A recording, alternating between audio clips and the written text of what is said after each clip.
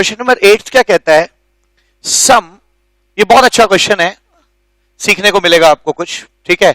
Some spherical balloons each of volume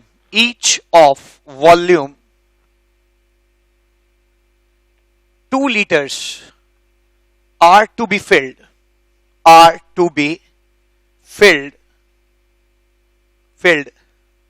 with hydrogen gas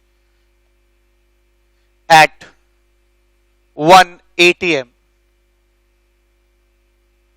and 27 degree Celsius from a cylinder of volume 4 liters. The pressure of the hydrogen gas inside the cylinder is 20 atm at 127 degrees Celsius. Find number of balloons which can be filled by using this cylinder. Using this cylinder. Final temperature of cylinder is 127 degree Celsius. ये बहुत अच्छा question है, ये IIT में आया हुआ question है, IIT JEE में पूछा है इसको, ठीक है, आप कर सकते हैं इसको, आईआईटी में पूछा हुआ क्वेश्चन है। तो मैं चाहूंगा कि व्यूअर्स पहले इसको खुद सॉल्व करें, और अगर ना हो तो फिर आप इस वीडियो को आगे, है ना, देख सकते हैं, सॉल्यूशन इसका देख सकते हैं। मैं क्वेश्चन समझाऊं आपको। पहली बात, एक सिलेंडर है जिसका वॉल्यूम 4 लीटर है, ठीक है, एक सिलेंडर है जिसका वॉल्यूम 4 लीटर है। इसमें हाइड्रोजन गैस भरी हुई है और 4 लीटर है, और इसमें हाइड्रोजन गैस जो भरी है उसका प्रेशर 20 एटमॉस्फेयर है।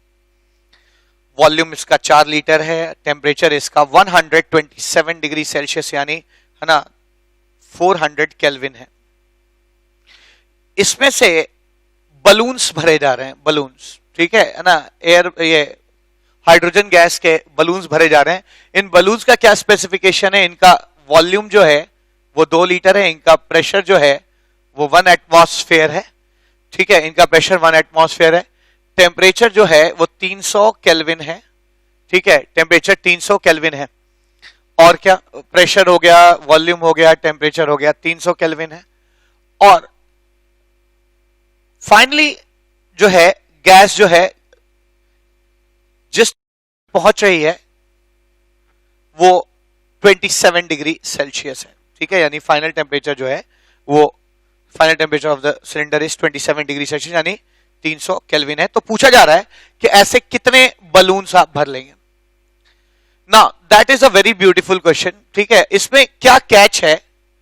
कैच क्या है इसमें? कैच ये है कि आप सिलेंडर से हवा तभी तक निकाल सकते हैं जब तक सिलेंडर और बाहर का प्रेशर में डिफरेंस 0 हो जाए। मतलब आप इसमें से हवा तब तक निकाल सकते हैं जब तक इसके अंदर का प्रेशर 1 एटमॉस्फेयर ना हो जाए, तब तक इसका वॉल्यूम वही 4 ही लीटर रहेगा और टेम्परेचर 300 केल्विन हो चुका होगा।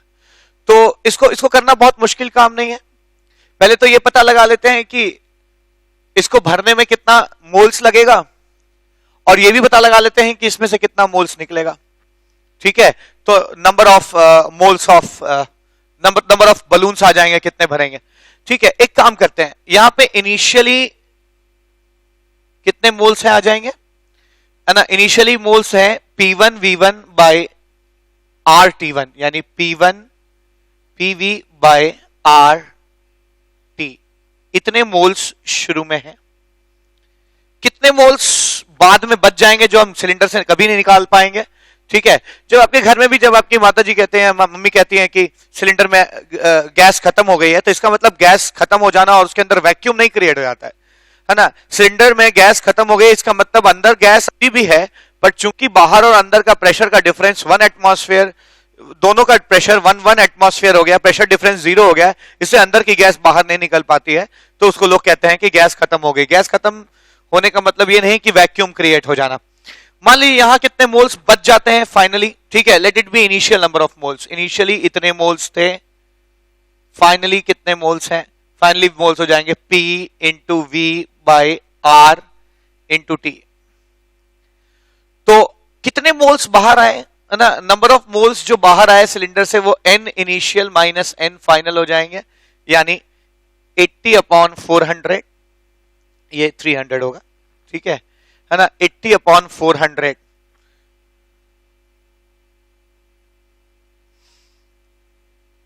ठीक है, यानी 20/100, 20 R/100, या इसको आप लिख सकते हैं 1/5, 1/5 R मोल्स पहले थे और अब कितने बचे 75, ठीक है, 1/75 R अब बचे, ठीक है, यानी एक लगभग हो जाएंगे ना 75 R एलसीएम ले लें आप, इसमें हो जाएंगे 15 माइनस ना 15 माइनस 1, दैट इज 14/75 R। इतने मोल्स सिलेंडर में से बाहर निकल गए। एक बलून को भरने में कितने मोल्स लगते हैं, एक बलून को भरने में मोल्स लग जाएंगे, फिर से आपने कहा था PV/RT कर लीजिए। प्रेशर कितना है बलून का 1 एटमॉस्फेयर, 1 इंटू 2/R इंटू 300, यानी एक बलून को भरने में कितने मोल्स लग जा रहे हैं, है ना, 1/150 R, इतने मोल्स लग जा रहे हैं, ठीक है। अब एक बलून को भरने में इतने मोल्स लग रहे हैं, ठीक है, यानी 150 R मतलब एक बलून भरेगा, तो एक मोल में, इतने मोल में एक बलून भर रहा है, तो एक मोल में कितना बलून भर जाएगा, 1/150 R बलून्स भरेंगे, तो इतने मोल में कितना भरेगा, ये आ जाएगा 150 R बलून्स भरेंगे। तो एक मोल में इतने बलून भर रहे हैं, तो अगर सिलेंडर में से हम 14/75 R मोल्स निकाल रहे हैं, ठीक है, तो कितने बलून भरेंगे, हो जाएगा 150 R into 14/75 R, R cut गया, 75 2 28 बलून्स भरेंगे, ये निकाल सकते हैं 28 बलून भरेंगे। इसको आप न्यूमेरिकली भी कर सकते थे, आप इसमें वैल्यूज भी रख सकते थे, मैंने R की वैल्यू रखी नहीं, है ना, वरना और इजी आपको लगता है, ठीक है, R की वैल्यूज भी आप रखकर निकाल सकते हैं, आप एग्जैक्ट वैल्यूज रख के भी निकाल सकते हैं, 28 ही आएगा, ठीक है। तो क्वेश्चन क्या निकल के आया कि 28 बलून्स जो है इसमें से भरेंगे। क्वेश्चन आपको समझ में आया होगा, इनिशियली इतने मोल्स थे, फाइनली इतने मोल, इन दोनों को घटा देंगे तो हमें निकल आया कि कितने मोल आप सिलेंडर में से निकाल सकते हैं। एक बलून को भरने में इतना मोल लगा, इतने मोल से एक बलून, तो एक मोल से 1 बटा इतना बलून, यानी इतना बलून भरेगा, इतना बलून्स भरेगा। और अगर एक मोल में इतने बलून्स भर रहे हैं, तो इतने मोल में कितने भरेंगे, इतना इंटू इतना, आप सॉल्व कर सकते हैं, 28 बलून्स आ जाएंगे, ठीक है। तो आइए अगला क्वेश्चन करते हैं, काफी इंटरेस्टिंग क्वेश्चन था ये। तो इसमें सीखने वाली बात क्या है कि याद रखिए, आप किसी सिलेंडर से तब तक ही हवा निकाल सकते हैं जब तक उसके अंदर का प्रेशर और बाहर का प्रेशर जो है वो सेम ना हो जाए। आइए नेक्स्ट क्वेश्चन करते हैं, क्वेश्चन नंबर 9। क्वेश्चन नंबर 9 क्या कहता है कि दो बलून्स हैं, दो बल्ब्स हैं जो कि एक स्टॉप कॉक से कनेक्टेड है, ठीक है, स्टॉप कॉक कहा जाता है, इट्स कॉल्ड स्टॉप कॉक, ठीक है, और इनका वॉल्यूम 5 लीटर और 10 लीटर है, 10 लीटर है, ठीक है, इनका वॉल्यूम 5 लीटर और 10 लीटर है। An ideal gas at 9 and 6 ATM, और इसमें 9 ATM पे गैस है और इसमें, है ना, 6 ATM पे गैस है, ठीक है, तो यहां का प्रेशर 6 एटमॉस्फेयर है। क्वेश्चन कहता है कि इसको अगर खोल दिया जाए तो क्या हालात रहेंगे, क्या प्रेशर हो जाएगा, ठीक है, अगर इसको खोल दिया जाए तो क्या प्रेशर होगा, ऐसा क्वेश्चन पूछा जा रहा है, ठीक है ना। V2 P2 100 litre 6 ATM, 10 litre 6 ATM, ठीक है, ऐसा हालत। अच्छा देखिए इस क्वेश्चन में एनालाइजेशन क्या, आपको सीखना क्या है ना। यहां पर जितने मोल्स होंगे से N1 और यहां जितने मोल्स होंगे से N2, ठीक है, ये N1 और N2 मोल्स है, और इसको खोल दीजिए। खोल देने पे ये पूरी गैस एक हो जाएगी, यानी इसका पूरे का वॉल्यूम क्या हो जाएगा, एक हो जाएगा। तो यहां पे आप टोटल मोल्स N मान लीजिए, तो आप कह सकते हैं, देखिए पहले ये जब बंद था तो आप अज्यूम कर सकते हैं दो बर्तन हैं, ठीक है, दोनों का अपना अपना कैरेक्टरिस्टिक्स है। इसमें 9 एटमॉस्फेयर पे हवा है, इसमें है ना 6 एटमॉस्फेयर पे हवा है। लेकिन जब आप इसे खोल देते हैं तब now this whole container starts behaving like a single container, ठीक है। तो एक चीज तो आप कह सकते हैं कि यहां का जो वॉल्यूम होगा वो 10 और 5 15 लीटर हो गया, मुझे यहां का फाइनल प्रेशर निकालना है, ठीक है, आ जाएगा। और इस पूरे प्रोसेस में टेम्परेचर नहीं बदलता, टेम्परेचर रिमेन्स कांस्टेंट। अब आप क्या कह सकते हैं, हम अगेन मैंने कहा कभी भी आप अगर कोई चीज रिलेट करना चाहते हैं तो या तो कंजर्वेशन ऑफ मोल लगाइए या दो लोगों का आर इक्वेट करिए। मैं यहां कंजर्वेशन ऑफ मोल्स लगा रहा हूं, यहां और यहां जितने मोल होंगे ये दोनों जोड़कर फाइनल मोल के बराबर होंगे, ठीक है। N1 plus N2 will be equal to N। N1 कितना लिख सकते हैं, P1 V1 यानी P into V by R into T, plus मान लिया यहां पे टेम्परेचर T है ना, और यहां पे भी टेम्परेचर T है। यहां क्या लिख सकते हैं, P into V by R into T is equals to, यहां क्या लिख सकते हैं, P into V by R into T। RT gets cancelled out, ठीक है। आप क्या लिखते हैं, 9 5 45 plus 6 10 60 is equals to P3 into 15, है ना। This is like 105 is equals to P3 into 15, P3 is equals to 105 by 15, 15 5 3 5 21 377 atmospheric pressure आ जाएगा, ठीक है। यानी जब इस स्टॉप कॉक को आप खोल देंगे, जब इस स्टॉप कॉक को आप खोल देंगे तब इसके अंदर का टोटल प्रेशर जो है ना, वो ना 9 रह जाएगा ना 6 रह जाएगा, वो घट कर कितना आ जाएगा, 7 पर आकर स्टेबलाइज कर जाएगा, ठीक है। आइए एक और क्वेश्चन करते हैं, क्वेश्चन नंबर 10। क्वेश्चन नंबर 10 क्या कहता है, a gas cylinder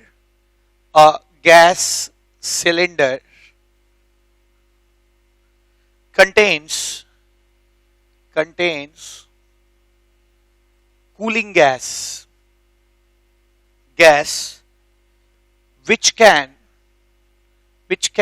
withstand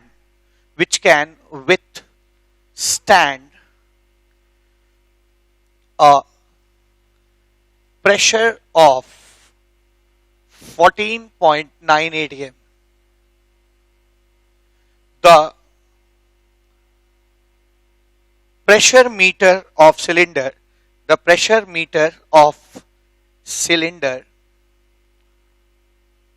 indicates 12 atm and 27 degrees Celsius.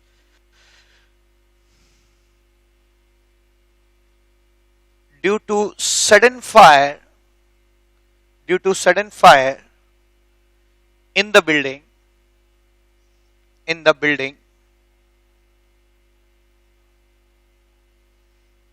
its temperature starts rising.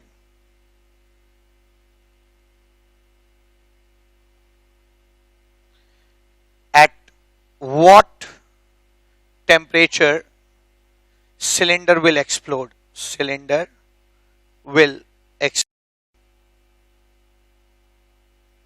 किस टेम्परेचर पे सिलेंडर एक्सप्लोड कर जाएगा, ठीक है। आइए इसका सॉल्यूशन देखते हैं।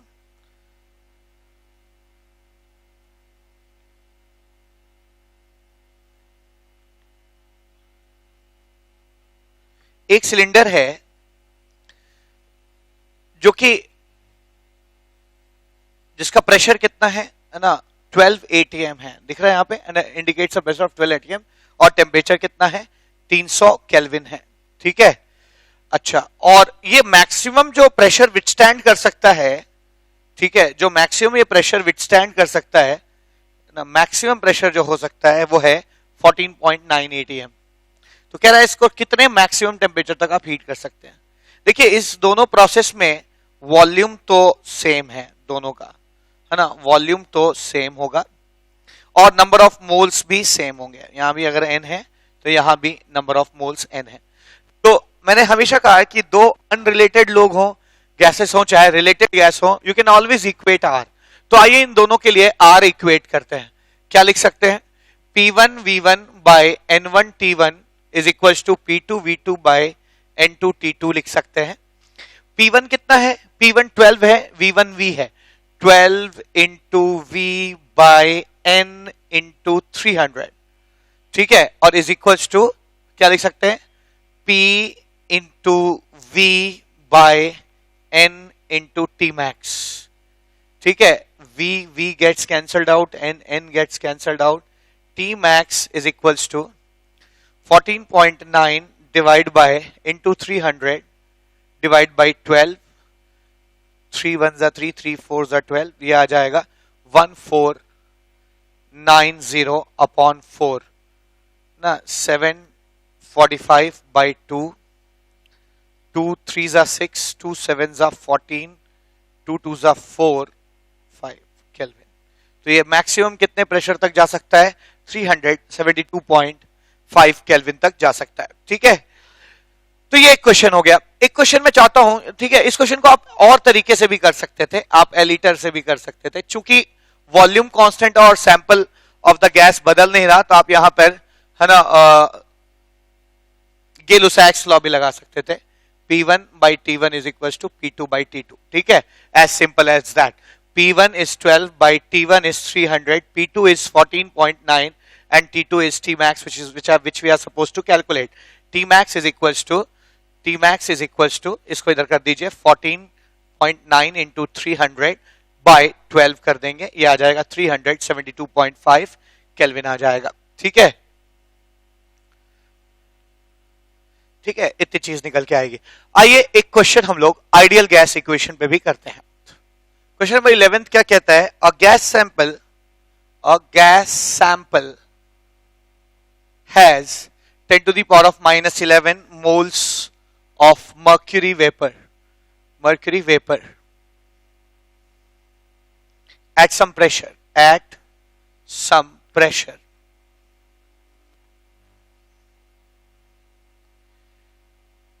if volume of container is 1 liter at 26 degrees Celsius, find the pressure of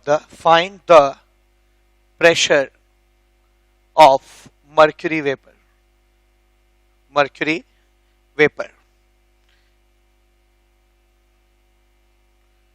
Now that is a very easy question, बहुत आसान क्वेश्चन है ये, ठीक है। कैसे कर सकते हैं आप? आइए इसका सॉल्यूशन देखते हैं। सॉल्यूशन क्या आ जाएगा, है ना, नंबर ऑफ मोल्स हैं 10 to the power of minus 11 moles, ठीक है, मोल्स पता है। प्रेशर निकालना है। वॉल्यूम कितना है? वॉल्यूम है 1 लीटर। और टेम्परेचर कितना है? Temperature is 26 degree Celsius plus 273, that is ये आ जाएगा 299 डिग्री सेल्सियस, ठीक है। अब अगर आपको प्रेशर निकालना है यहां पे, तो आपको आइडियल गैस इक्वेशन लगाना पड़ेगा। क्या लिख सकते हैं हम? PV is equals to nRT, ठीक है, P इंटू V कितना है? 1 litre is equals to number of moles 10⁻11 into R। जब भी वॉल्यूम लीटर में हो और प्रेशर आपको एटमॉस्फेयर में चाहिए हो, मैंने लास्ट टाइम में बताया था R कितना लेते हैं? 0.0821। जब भी प्रेशर और वॉल्यूम SI यूनिट्स में हो, तब R की वैल्यू 8.31 होती है, ठीक है, इंटू T कितना आ जाएगा? 299, यानी pressure is 10 to the power of minus 11 into 0.0821 into 299। Pressure कितना निकल के आ जाएगा? इसको आप सॉल्व कर लेंगे, जो भी आएगा उतना एटमॉस्फेयर आंसर हो जाएगा, ठीक है। तो ये मैंने आज आपको बॉयल्स लॉ के अलावा चार्ल्स लॉ, गै-लुसाक्स लॉ, है ना, Avogadro's law, equation of states, ideal gas equation, है ना, यूनिवर्सल गैस कांस्टेंट क्या होता है, ये सब बताया और उनके ऊपर हम लोगों ने क्वेश्चंस किए। एक छोटा सा टॉपिक और रह जाता है जिसको कंप्लीट कर लें हम लोग, ठीक है क्या? हम लोग बैलून का पेलोड कैलकुलेशन कैसे किया जाता है, ठीक है, which is the last topic we want to study here in this lecture, ठीक है, we should study here in this lecture. तो लेक्चर नंबर 3 में पेलोड कैलकुलेशन देखिए कैसे होगा। हम पेलोड कैलकुलेशन कैसे करते हैं? पेलोड होता क्या है? पे लोड कैलकुलेशन। मान लीजिए एक बलून है,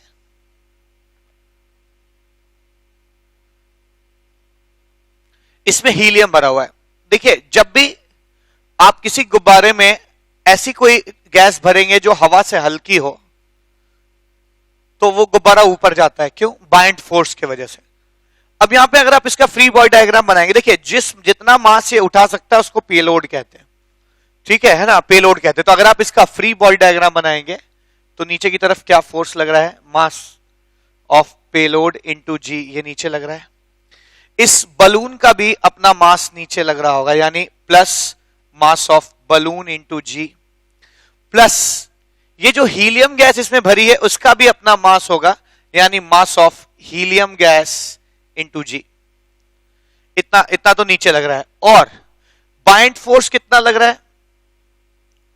तो आर्किमिडीज प्रिंसिपल कहता है कि ये बलून जितना एयर रिप्लेस करेगा, डिस्प्लेस करेगा, ये बलून जितना एयर डिस्प्लेस करेगा, मान लीजिए इतना एयर डिस्प्लेस किया, तो जितना एयर डिस्प्लेस किया उसका मास इनटू जी यानी उसका वेट, उतने वेट बराबर फोर्स ऊपर लगेगा। यानी इस पे जो बाइंड फोर्स लगेगा वो कितना लगेगा? Mass of air displaced by the balloon into g. यानी आप एयर को जितना डिस्प्लेस करते हैं उसका जितना वेट होता है, जितना फोर्स लगता है उसका वेट का, उतना फोर्स बलून पर लेकिन ऊपर लगेगा। जैसे आप किसी चीज को उठाते हैं तो फोर्स नीचे लगता है, लेकिन बाइंड फोर्स हमेशा ऊपर लगता है। जितना आप डिस्प्लेस करेंगे उतने वेट ऑफ एयर जो होगा, वेट ऑफ एयर जो भी उसका भार होगा और जो भी उसका फोर्स होगा उसके वेट का, उतना वेट ऊपर लगने लगेगा। आप चाहे तो आर्किमिडीज प्रिंसिपल रेफर भी कर सकते हैं। आमतौर पे लोग इसको केमिस्ट्री में पढ़ा जरूर देते हैं, पर ये केमिस्ट्री की चीज है नहीं, ये फिजिक्स की चीज है। लेकिन चूंकि आपको क्वेश्चंस मिल जाते हैं है ना करते वक्त गाइड्स में या स्टडी मटेरियल्स में, तो इसलिए इसका नॉलेज होना जरूरी है, ठीक है। तो इतनी बातें हो गई, तो मैं लिख सकता हूं कि mass of payload into G plus mass of balloon into G plus mass of helium into G is equal to mass of air into G. G gets cancelled out, यानी हमेशा लिख सकते हैं mass of payload plus mass of balloon plus mass of helium कैसे लिखेंगे? Volume of helium into density of helium, और mass of air क्या लिखेंगे? Volume of air into density of air लिख सकते हैं। पर आपको मालूम है हीलियम का क्या वॉल्यूम है? हीलियम का वॉल्यूम वही है जो बलून का वॉल्यूम है, और कितना एयर डिस्प्लेस हुआ उसका कितना वॉल्यूम है? तो बलून ने ही डिस्प्लेस किया, यानी वॉल्यूम ऑफ एयर भी वॉल्यूम ऑफ बलून के बराबर होगा। तो ये दोनों वैल्यूज एक ही हैं, यानी आप कह सकते हैं मास ऑफ पेलोड, मैं यहां पे लिख रहा हूं mass of payload plus mass of balloon plus volume of helium की जगह आप लिखेंगे volume of balloon into density of helium is equal to volume of balloon into density of air. ये आपका फॉर्मूला हो जाएगा, ठीक है। एक फॉर्मूले की तरह आप इसको याद कर सकते हैं, याद रख सकते हैं। जहां कभी भी अगर आपको हीलियम बलून का वॉल्यूम निकालना हो तो अक्सर स्फेरिकल बलून होगा तो ये 4/3 पाई आर क्यूब करके निकल जाएगा, और किसी भी गैस की जो डेंसिटी होती है उसका कैलकुलेशन कैसे होता है? पीएम अपॉन आरटी, यानी है ना आपने पढ़ा होगा PM is equal to rho RT. मैंने आइडियल गैस इक्वेशन कैसे बताया था, तो यहाँ पे डेंसिटी हो जाएगा PM is equal to rho RT की जगह rho is equal to PM upon RT, ठीक है। आइए इसके ऊपर एक क्वेश्चन करते हैं और इस टॉपिक को एंड करते हैं, ठीक है। क्वेश्चन क्या कहता है? मैं क्वेश्चन को कोशिश करता हूं कि इतने दूर में आ जाए, है ना। क्वेश्चन कहता है कि a balloon of diameter 20 meters weighs 100 kg calculate its payload. Calculate its payload. Payload. If it is filled with helium at 1 atmospheric pressure and 27 degrees Celsius density of air is 1.25 kg 1.2 kg per metre cube. ठीक है, ये question दिया हुआ है. आइए इसको solve करते हैं. एक बलून है जिसका डायमीटर 20 है, तो रेडियस कितना हो जाएगा 10. तो ये कहीं ना कहीं वॉल्यूम ऑफ बलून आ गया 4/3 pi are cube, pi into 10 का होल क्यूब मीटर क्यूब. ठीक है ना, बलून का वॉल्यूम आ गया. इस बलून का मास ऑफ बलून कितना दिया हुआ है? मास ऑफ बलून हुआ है 100 kg. ठीक है, मास ऑफ बलून 100 kg है. रेडियस 10 मीटर है. ठीक है, रेडियस 10 मीटर है. और मुझे इसका पेलोड निकालना है. इसमें हीलियम गैस भरी हुई है, प्रेशर 1 एटमॉस्फेयर है और हीलियम गैस का टेम्परेचर 300 केल्विन है. और बाहर जो एयर है उसका डेंसिटी 1.2 kg पर मीटर क्यूब है. ठीक है, आइए हम लोग जो है इस बलून के लिए इसके पेलोड कैलकुलेशन का फॉर्मूला लगाए. क्या फॉर्मूला? अभी सीखा हम लोगों ने. Mass of payload plus mass of balloon into volume of balloon into density of helium is equal to volume of balloon into density of air. यानी मैं लिख सकता हूं mass of payload plus mass of balloon. Mass of balloon कितना है? मास of balloon 100 kg है. सारी चीजों को एसआई यूनिट में रखा जाए ताकि आपके कैलकुलेशन या यूनिट्स की मिस्टेक ना हो. Into volume of balloon. Volume of balloon कितना हो जाएगा? 4/3 pi are cube. Volume of balloon into density of helium. ठीक है, इंटू डेंसिटी ऑफ हीलियम.